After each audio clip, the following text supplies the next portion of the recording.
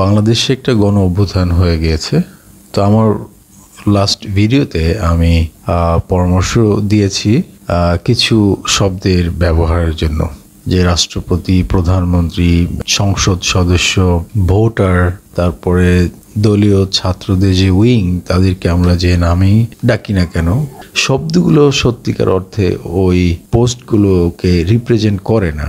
আমি আসলে কি সাজেস্ট করেছি যে রাষ্ট্রপতি এটা হবে রাষ্ট্রের অভিভাবক, ভোটার হবেন রাষ্ট্রের দায়িত্বশীল জনপ্রতিনিধি নির্বাচক, সংসদ সদস্য হবেন দায়িত্বশীল জনপ্রতিনিধি, প্রধানমন্ত্রী হবেন প্রধান দায়িত্বশীল জনপ্রতিনিধি।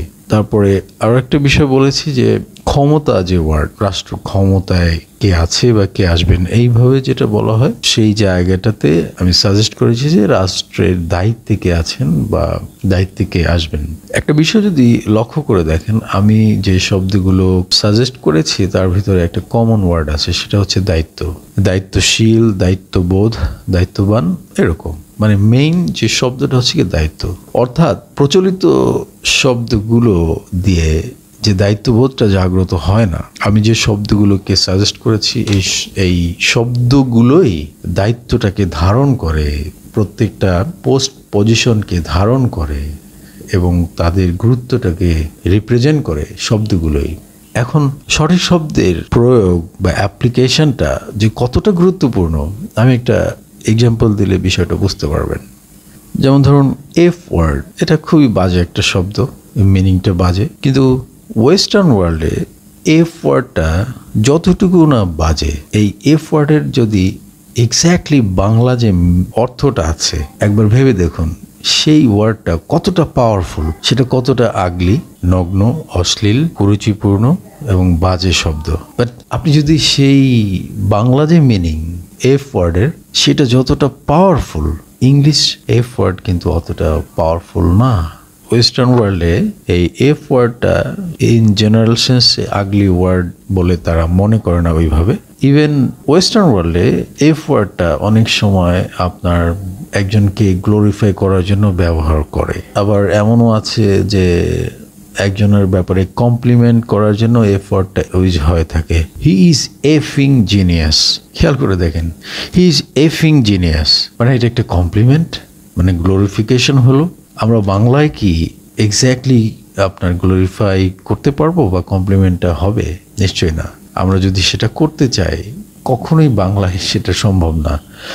বাংলাতে এফ ওয়ার্ডের বাংলা যে অর্থটা আছে সেটা যা মিন করে, আপনি যেভাবেই এটাকে ব্যবহার করেন এক্স্যাক্টলি সেই বাজে মিনিংটাই করবে। এটাকে কোনোভাবেই গ্লোরিফিকেশন বা কমপ্লিমেন্ট হিসেবে ব্যবহার করার কোনো সুযোগ নেই। এফটা এতটাই পাওয়ারফুল। সে কারণেই অ্যাপ্রোপ্রিয়েট যে ওয়ার্ড বা সঠিক যে শব্দের ব্যবহার, সত্যিকার অর্থে এই এফ ওয়ার্ডের বাংলা আর ইংরেজির যে মিনিং একই জিনিস বোঝালেও এফ ওয়ার্ডের চেয়ে এর বাংলা অর্থটা বেশি পাওয়ারফুল। সে কারণে সঠিক শব্দের ব্যবহারের মিনিংয়ের বা স্ট্রেংথের ডিফারেন্সটা তৈরি হয়ে যায়। আর সে কারণেই এক্সিস্টিং যে শব্দগুলো রয়েছে, প্রেসিডেন্ট, প্রধানমন্ত্রী, রাষ্ট্রপতি, সংসদ সদস্য, ভোটার, এই যে শব্দগুলোর ব্যাপারে যে আমি বললাম, এই প্রত্যেকটা শব্দ যে পোস্ট পজিশনকে রিপ্রেজেন্ট করে, সেই পোস্ট পজিশনের গুরুত্ব ধারণ করে না। এই প্রত্যেকটি পোস্ট পজিশনকে ধারণ করার জন্য আমি যে শব্দগুলোকে সাজেস্ট করেছি, এই শব্দগুলো প্রত্যেকটা পোস্ট পজিশনকে সত্যিকার অর্থেই রিপ্রেজেন্ট করে। আর সেই কারণে আমাদের এই নতুন শব্দগুলোই ব্যবহার করা উচিত। যেমন আজকে যদি আমি একটি শব্দ যেটা আমি সাজেস্ট করেছি, the most important word voter, এই ভোটার শব্দটা কোনোভাবেই ভোটার বলতে যাকে বোঝায় তাকে রিপ্রেজেন্ট করে না। এই ভোটার বলতে যাকে বোঝায় তার যে গুরুত্ব অথবা তার যে দায়িত্বটা রাষ্ট্রের প্রতি কতটা গুরুত্বপূর্ণ, তা এই ভোটার শব্দটা মোটেও রিপ্রেজেন্ট করে না। যার কারণেই একজন ভোটার বাংলাদেশে খুবই নগণ্য একজন ব্যক্তি, জাস্ট ভোটার, এবং অধিকাংশ ক্ষেত্রেই তাই এক প্যাকেট বিরিয়ানি বা 100 টাকার বিনিময়ে ভোটগুলো কেনার প্রচেষ্টা বা কিনে ফেলা যায়। ইভেন যিনি ভোটার সে নিজেও অনুধাবন করে না আসলে তিনি রাষ্ট্রের কোন গুরুত্বপূর্ণ পোস্টটা হোল্ড করে আছেন বা কোন দায়িত্বে আছেন সে নিজেও অনুধাবন করে না। আর যার কারণে শিক্ষিত হোক কম শিক্ষিত হোক প্রত্যেকেই ভোট দেয় বা দিত।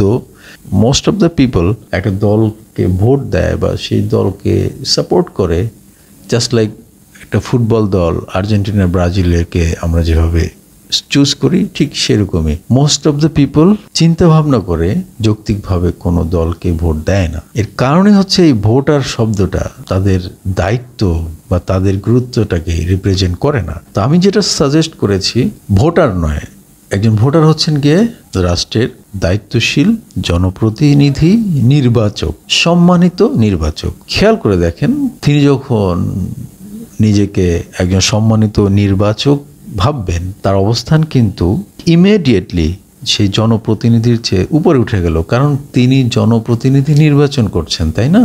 আর যেই মুহূর্তে আমরা আমাদেরকে একজন সম্মানিত নির্বাচক ভাবতে শুরু করব, সেই মুহূর্ত থেকে আমরা অনুধাবন করব যে আমরা রাষ্ট্রের অংশীদার, এই রাষ্ট্রের প্রতি আমাদের গুরু দায়িত্ব রয়েছে।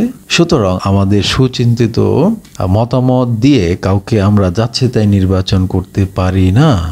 আর যে মুহূর্তে আমরা একজন সম্মানিত নির্বাচক হিসেবে নিজেদেরকে ভাবতে শুরু করব, খেয়াল করে দেখেন এই সম্মানটা সকলের। একজন যিনি রিক্সা চালান তার যেরকম সম্মান, তেমনিভাবে সমাজের উঁচুতলার একজনের সমান সম্মান। কিন্তু ভোটার হিসেবে কিন্তু সবার সম্মানটা নেই। আর যার কারণে আমরা ভোটার হিসেবে আমাদের এই রাষ্ট্রের সবচেয়ে গুরুত্বপূর্ণ দায়িত্বটাকে অনুধাবন করতে পারছি না। এটি হচ্ছে গিয়ে গণ অভ্যুত্থানের পরে প্রথম সংস্কার, যেই সংস্কারটা 18 কোটি মানুষের মস্তিষ্কে প্রয়োজন। অর্থাৎ আগের যে শব্দগুলো মস্তিষ্কে রয়েছে এগুলোকে ডিলিট করে যেই শব্দগুলোকে সাজেস্ট করেছি সেই শব্দগুলোকে প্রতিস্থাপন করতে হবে এবং সেটা হৃদয়ে ধারণ করে সেই অনুযায়ী আমাদের গুরুত্বপূর্ণ দায়িত্বটা পালনের জন্য নিজেদেরকে সবসময় প্রস্তুত থাকতে হবে।